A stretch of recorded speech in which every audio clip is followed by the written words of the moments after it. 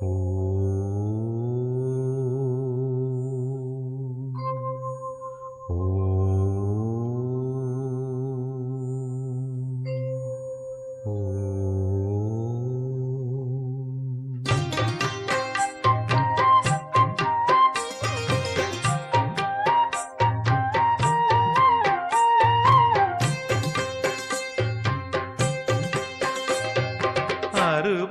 வீட்டினில் வாழ்கின்றவன் வடிவேல் முருகன் அழகை பாடு.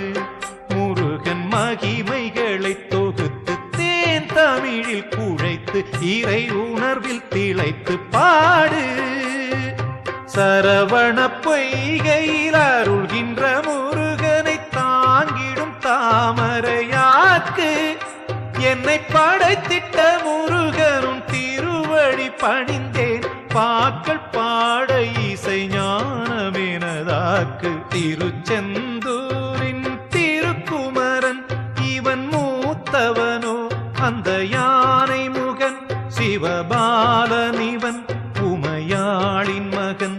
முருகா என அழைத்திடவே மெழுகா